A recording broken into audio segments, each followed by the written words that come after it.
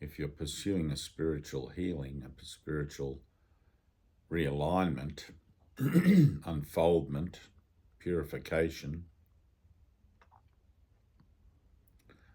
it's important to remember that out there, the relationships and the symbols and the things that seems to be taking place is just the imagery, as this body is also the imagery in mind, appearing as symbols, appearing as whatever I think it is that I give a meaning to defend myself from truth.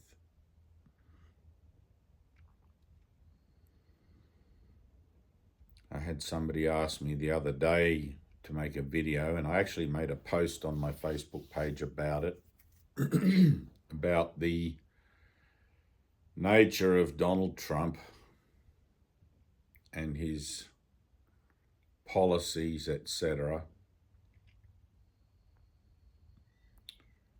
And whilst I find that curious, because I never had anyone ask me to make a video about the nature of who the other guy was, Biden and his policies, but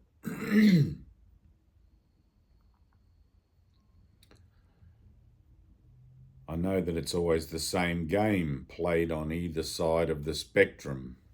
And if that's where you address it, if I address my concerns out there in the form association as an idea of how am I supposed to integrate this, or what am I supposed to feel about this, etc., I'll be doing that forever.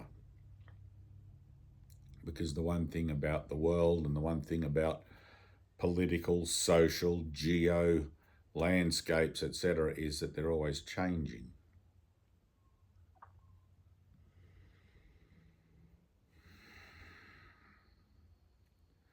There has to be a decision made in the mind to see those things, those situations and events as nothing more than symbolic opportunity to take stock of the relationship I have with my Father, my Heavenly Father, with God.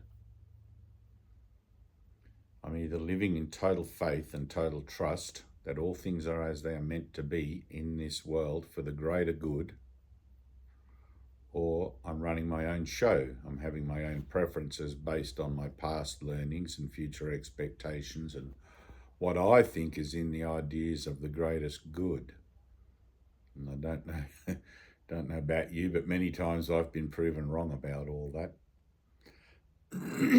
So the physical relationships that seem to transpire out there, representing how it is I think I feel about something, is directly attributable to my relationship with God, Father and Son. I am Christ, not a Dave, not a body. I am the Christ, and so are you.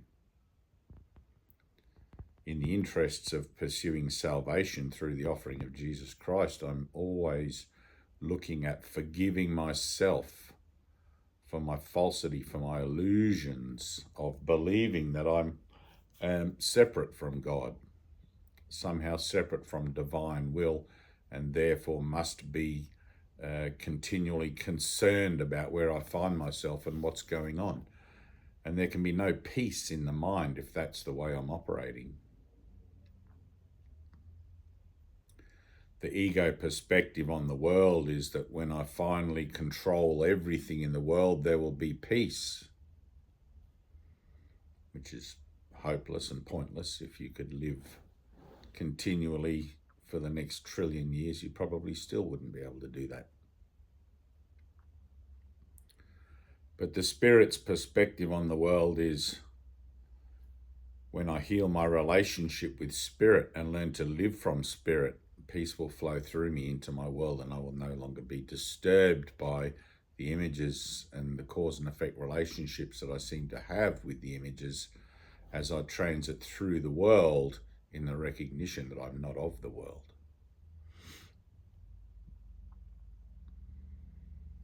And the mind will flip-flop back and forth between yes, but what about this? And yes, but what about that? And there will always be another question. It never ends. At a certain point, one has to sit still. At a certain point, one has to be quiet and to see actually what it is I'm doing in my own mind. Am I still looking out into the world for some hope in a place where all things come to die? Or am I trusting God implicitly? Am I trusting in the flow of life, the universe, and everything, recognizing that I'm living in the resurrection, the time of resurrection, 2,000 years post hence, and can begin to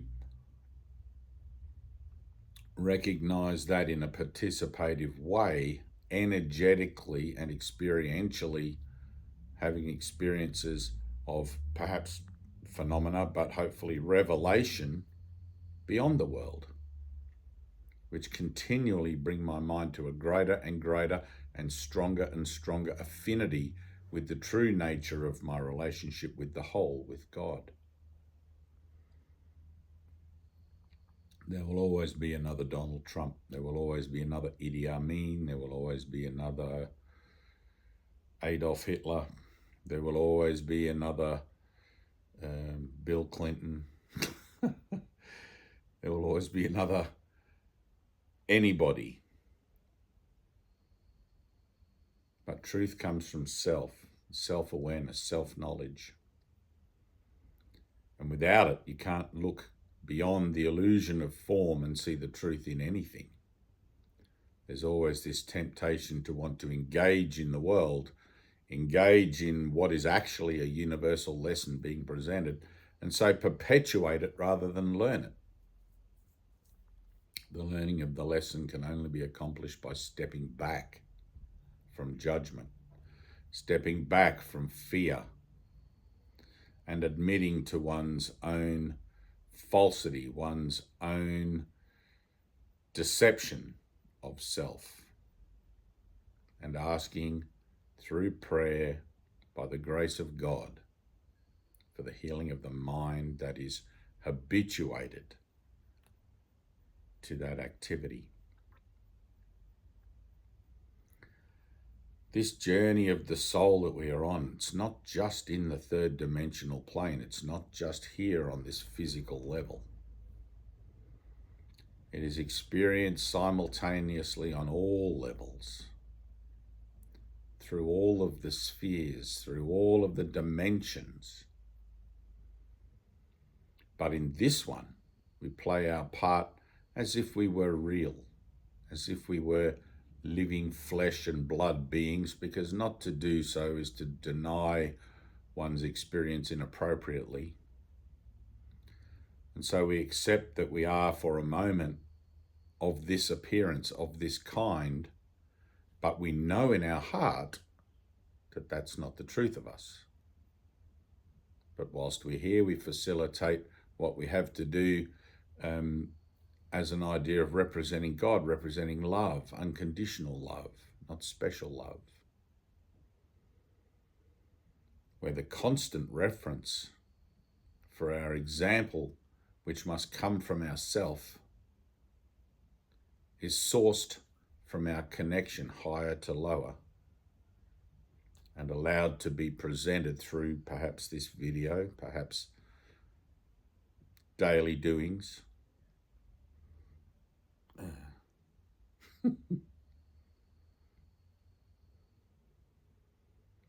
But the mind that flip-flops back and forth between efforts at devotion and being concerned about the world must come to see that it needs to make a choice.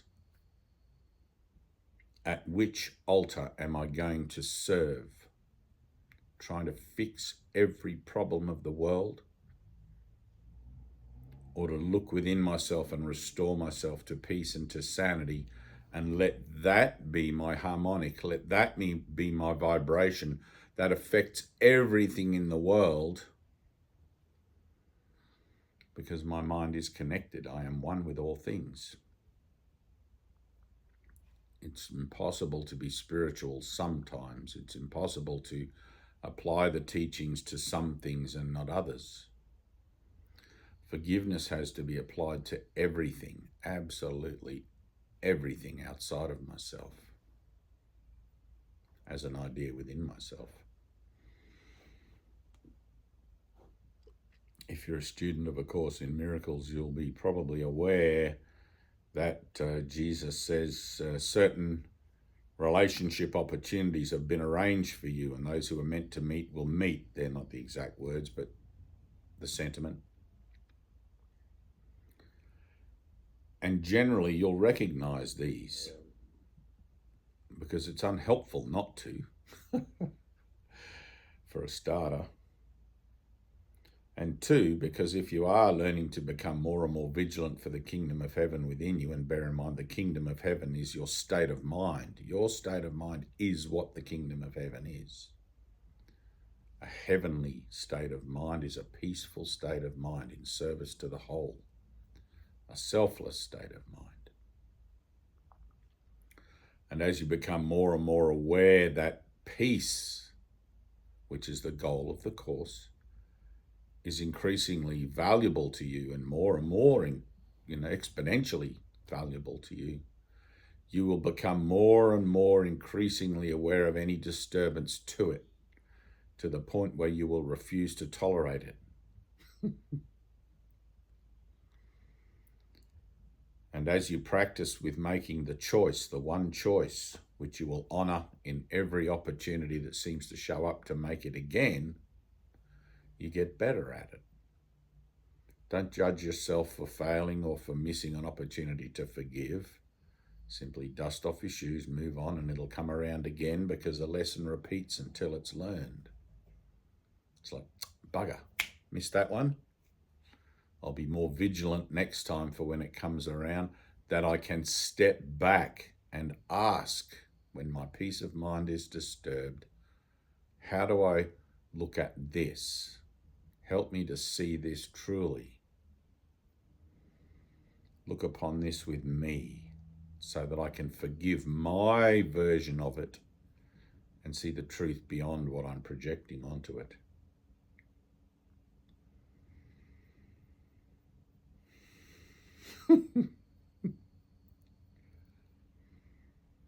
Everything is indicative of my relationship with God. Everything in the world, every relationship I seem to have here is symbolic and indicative of the relationship I have with God, with my Father. In eternity, I have only a single relationship, and it is peaceful, it is loving, it is perfect. In the Bible, Jesus says, "Be ye perfect, even as your Father in heaven is perfect." And that's the occurrence of the purification process, is to perfect you, to get you to realize, however dimly, that all things on earth, as above, so below, are always perfect. It's only my perception of them that lets me down, because I'm tempted by this voice in my head that tells me this is how love should look in this situation, or this isn't how love should look in this situation. And yet, if I'm honest, I can tell myself and remind myself as often as I need to, I don't know the meaning of life. I'm told that it's love, but what is that in this world? What is that through this situation, through this relationship? How does that actually play out? If I'm sitting in judgment, I won't see it, because love has no judgment. And I am of that. I am of love, of God. I want to know myself in each situation, which is not really to want to know anything. It's more to really rather be myself in any given situation.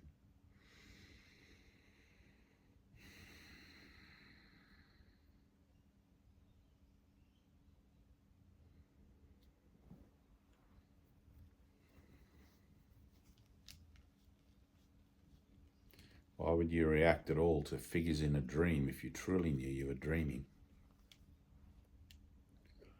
But it's because you don't truly know that you're dreaming that you have to take it on faith. When Jesus tells you, even in the Bible, this world is not your home. Where I am going, you also will go. You have to take that on faith.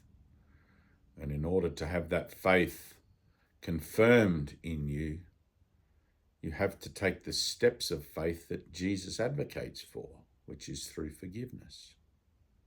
I'm willing to forgive all things because I want to perceive the truth of myself instead of this fearful, temporal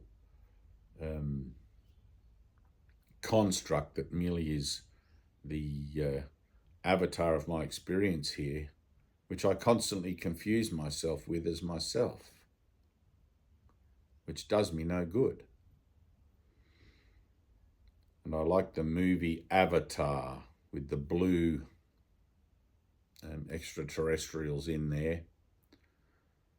They're not the blue extraterrestrial kind that I've met, but they'll do for my analogy. But in the movie where the wounded, I think he has no use of his legs, he's in a wheelchair, but they put him into this electronic computerized environment where in his own mind, much like VR headsets for kids these days on their computer games, he actually believes he's in the physical body of the blue being, and he can he can communicate to them and through them, through that avatar.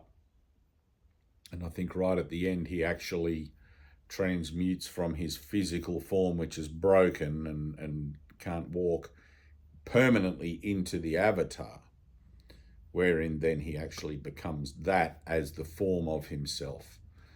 So, but in our interests, we are Christ, speaking, behaving, communicating through the avatars that we have in this human experience to represent one of either two thought systems, a loving one or a fearful one.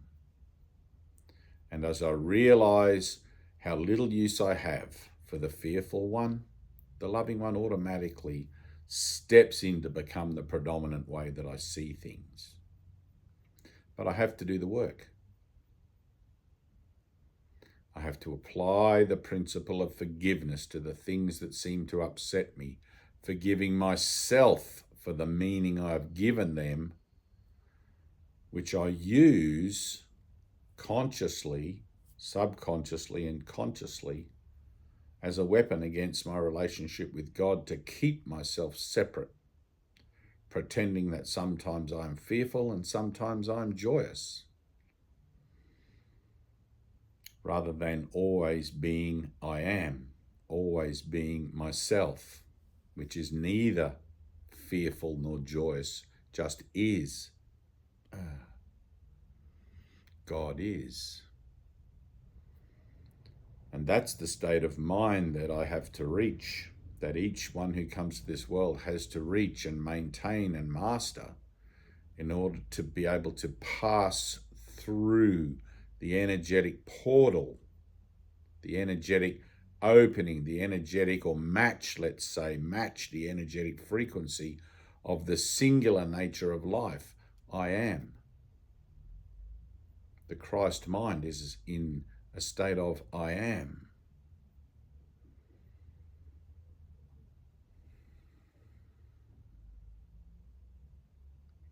Everything else is a bridge, is an opportunity to true up to that more and more and more and more, to become in the world but not of it, more and more, to release concerns about the world. How do I respond to these kinds of people? What am I to say to those kinds of people? How do I deal with this situation or process that situation? There is no situation and there are no those kinds of people. It's just ideas that I have about myself falsely associated in conjunction with this body. My body, your body, my situation, your situation. None of which is true. But it takes for an experience outside of the body, beyond the world, for that to make any sense. And until that occurs, you have only faith.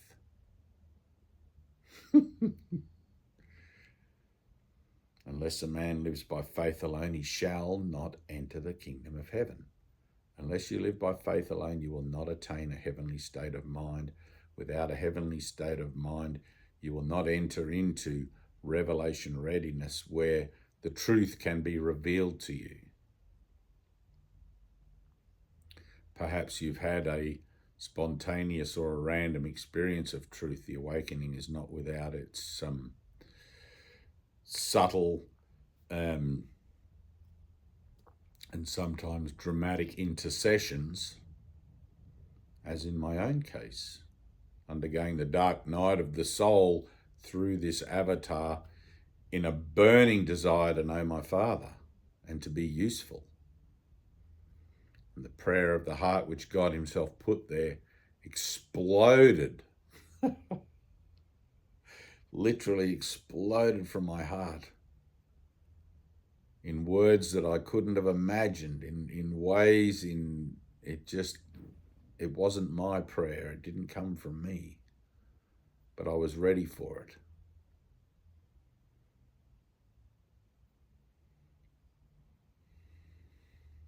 Jesus says in the Course, most are given a slowly evolving training program. I guess primarily because there's not enough of a support mechanism on earth yet to lend a cradle to those who have these spontaneous awakenings. If it had not been for all of the beautiful brothers that I had around me at the place of my awakening who were studying the Course, I would have been lost.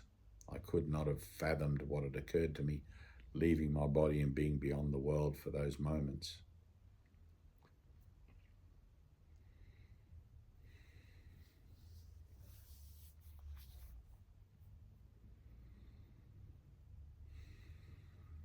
If you have had a revelatory experience, you'll recognize perhaps how the ego, the untrained mind, grabs a hold of it and wants to turn it into something.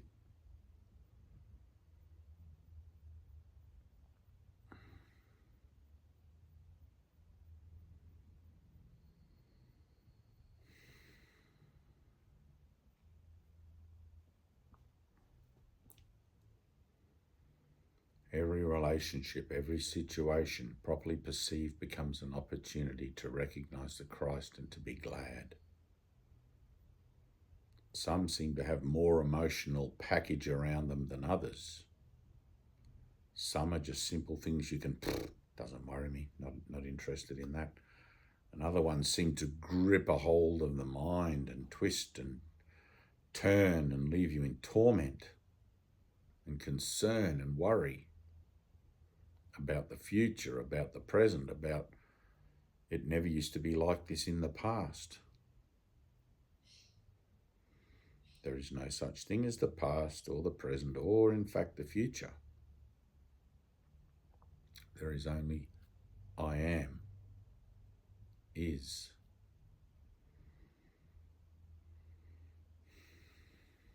Bring the mind to that place. Bring the mind to I am, to the quiet. And let the work be done for you and through you to bring blessing to your soul and comfort to your soul, to help release the mind from its belief in separation.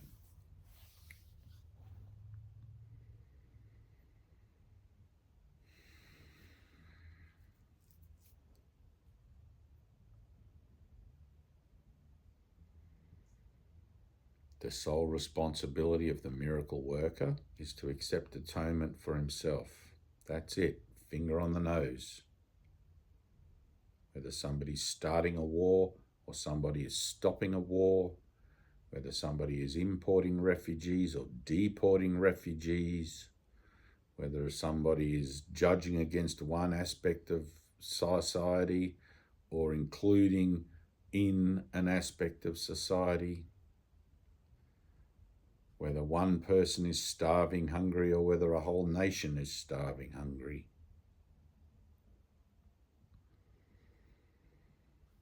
Finger on the nose. What am I feeling? My feelings are honest. My thoughts about my feelings can be deceptive and regularly are. My heart tells me that I feel for these people or feel for that situation. Therefore, I must believe the world is real. Because Jesus tells me it's an illusion. Now I have to make a choice. Which one am I going to believe?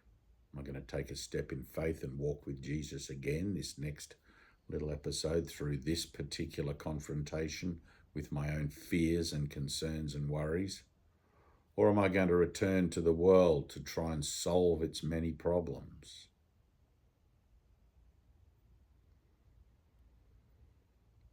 Jesus says, give up the world, follow me, awaken, dreamer awaken. I can tell you the world is just a dream, it's just an illusion. I've been outside and I've come back. I've been beyond the world and I find myself back in the world, much to my dismay at the time. But I've come to an acceptance of my purpose here as a teacher of God, if you like, for a temporary identity, something you can recognize me as. Because I guarantee you that you wouldn't recognize me as the Christ. You have to know that within yourself in order to do so. You may be willing to see me as that, but to experience me as that is to know yourself as that.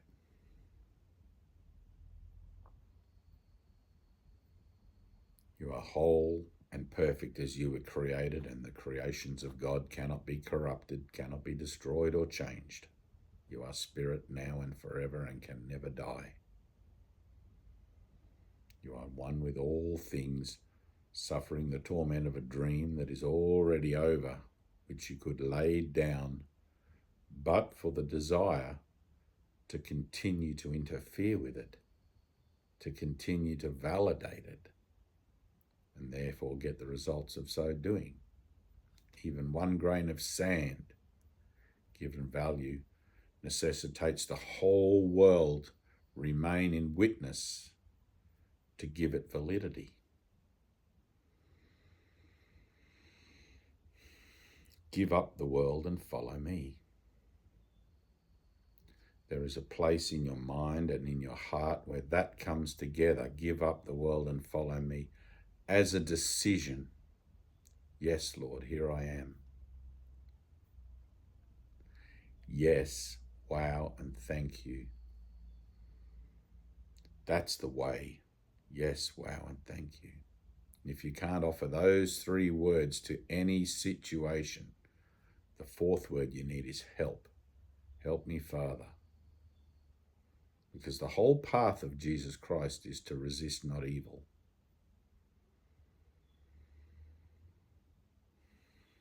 Resist not evil. You're going to have the experiences that you came to have, and they're going to turn you this way and that way regardless. What you do about that is up to you. You have recourse to God, to healing through the Holy Spirit, in the name of Jesus Christ, head of the atonement. Or you have the free will to, seemingly free will, to be about whatever you need to be about in the world until you finally come to that place again where you recognize within yourself you just can't do it anymore.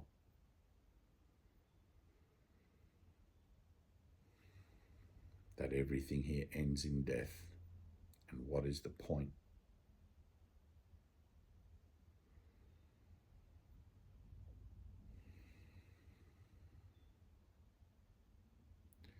If I were to tell you that every realm, every dimension beyond this one,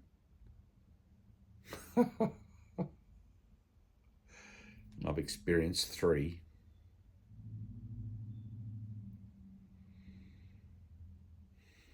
Every one of those is much more beautiful than this, much more natural than this, feels much more like home than this.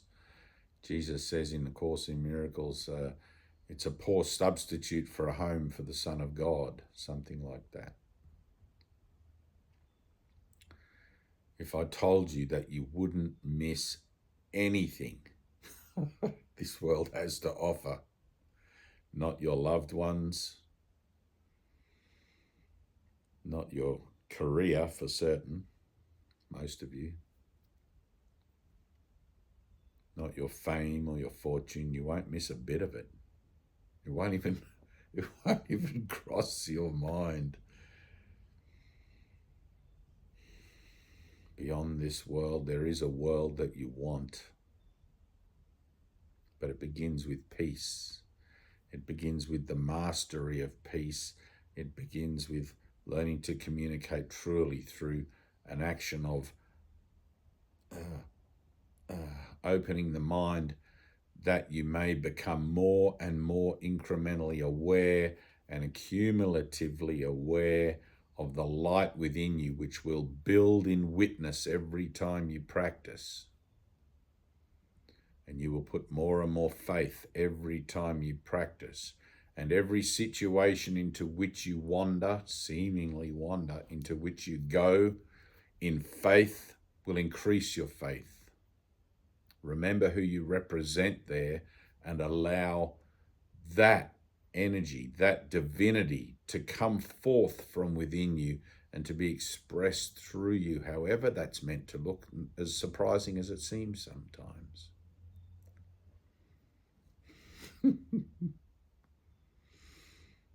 You have to let go. You've got to let go, let go, let go. In this situation, I need to let go. I need a miracle to want to let go, because everything in my mind tells me to cling, tells me to hold my focus on my perception of the situation and not allow myself to see that there may be something beyond what I think I see now.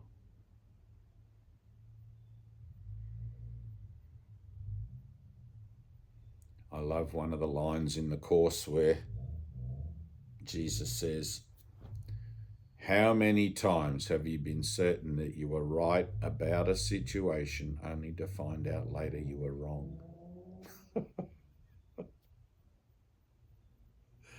Many times, actually, Jesus, many times. I can't get anything right here in this world.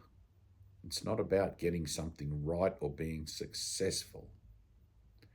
It's about learning how to use the illusion or the manifestations of the relationships that I have with the world in order to become more vigilant for the relationship I have with the whole, with my Father in heaven, in eternity, as part of the creative expression of life itself. If God is everything, that must include me. As above, so below, inclusive temporarily of the illusion of the avatar of me. You have to include it in. It's not you, but for now, let's deal with it as if it is and be honest about the reactions that we seem to experience. I seem to experience through the use of this avatar as I'm about my daily business, my Father's business. It does me no good to walk around telling myself there is no world when clearly I seem to find myself in it. That may be the truth of the matter, but it's not where I find myself yet. That's the experience. That's beyond the world. That's revelatory. When Jesus says there is no world, take him at his word. Until then, let's do the work we need to do here to bring ourselves to a state of readiness, to prepare our minds to become revelation ready, to be able to hold the information and not corrupt the information and the experience when it comes to us finally. And the quicker you're about that, the more you're participating and practicing the application of the principles that Jesus gives you through the Course, the faster and faster you come to a state of peace, the more and more you're able to integrate through that state of peace higher understandings regarding the nature of your relationships here on earth, until finally you reach the I am state, where You become God-man. And I borrow that term from Adidas Samaranch, Darjon.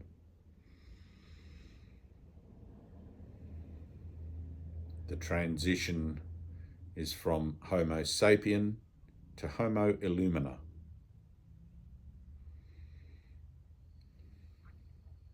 Same thing.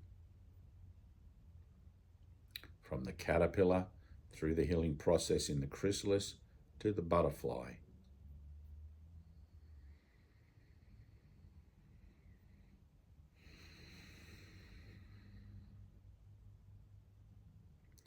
I love you. Just keep going. Keep doing your lessons. Keep turning up. Read the workbook. Do whatever you can to involve yourself in your chosen discipline. Make bold experiments with your spirituality. Remember to start your day properly. Give your day to God. Tell God the kind of day you would have, or tell Jesus the kind of day you would have. A day of peace and love, and a day of learning and unlearning. Whatever it is, let it be your own words, not my words. Let it be felt in the heart, the kind of day you would have.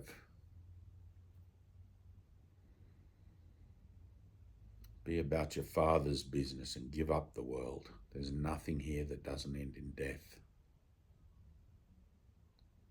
And you'll look at that, and you'll look at that, and you'll look at that, thinking there's an alternative way around. Maybe I can get around this somehow and still keep a little bit of this place as an idea of what I think I like for myself.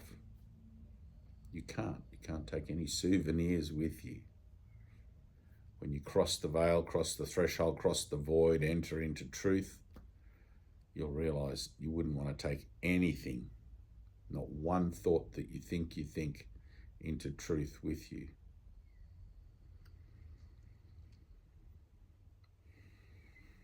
It's already perfect. You can't add anything to it.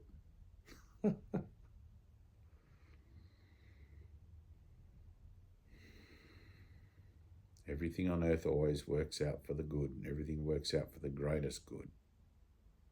But only if you're participating in it, only if you're willing to see it that way and to be shown it that way.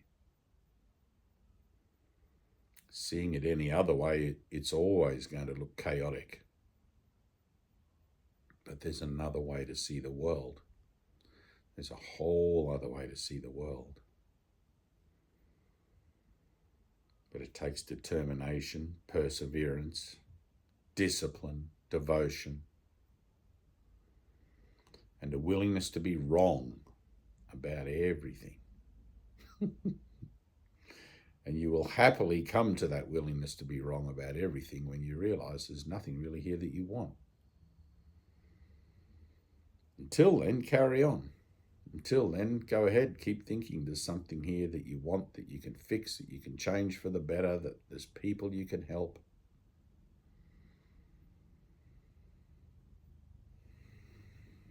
Until finally you realize the falsity of that pursuit.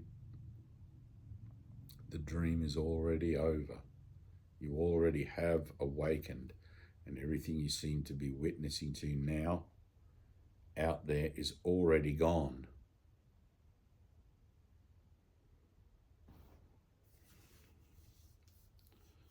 If you were able to go into a black hole, the gravitational pull of the black hole would draw you in faster than the speed of light. You would be able to go out on the other side of the black hole and watch yourself coming in.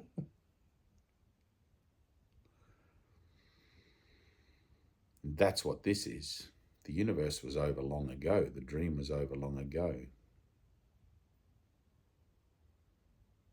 How long you want to take to recognize that is the reason I'm here. How long you want to take to avert your eyes from the black hole to be concerned about whether you're in heaven or not is why I'm here.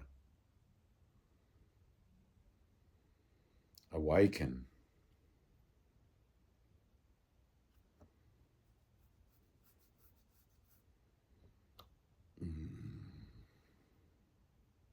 There is no world. We're learning to collapse time. We're learning to collapse time by learning to become more and more vigilant for the kingdom of heaven and to address any disturbance to it that is remnant of a cyclical lesson that goes around and around in minutes, in hours, in weeks, in months, in years, in millennia. We're learning to leave the little gap every time that cyclical lesson comes around again, to leave the gap and allow the Spirit to flow through into that gap and beyond it, to bring awareness of the holiness of the nature of the relationship as an experience of seeing the Christ in my brother. It only takes for that to need to happen once. You see the Christ in anyone once, and you can apply that to everyone, everywhere. And the dominoes begin to fall, one after the other, after the other.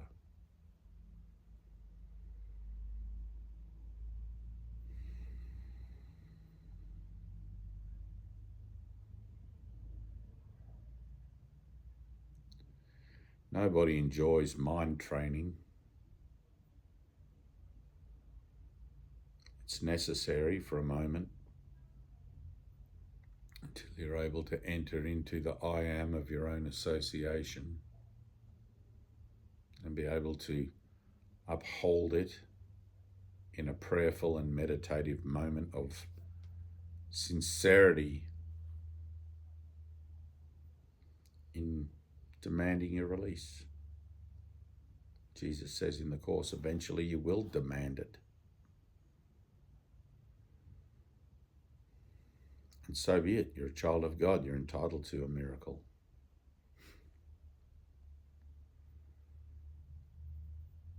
You have to think of yourself that way, as loved and loving.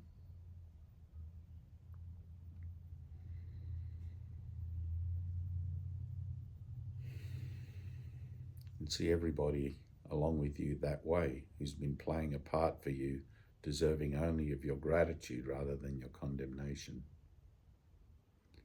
Playing a part to help you do this.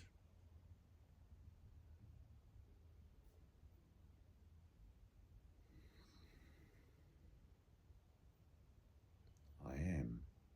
God is. Beyond that, there are no words. Beyond that, there's no need for words. Everything is known.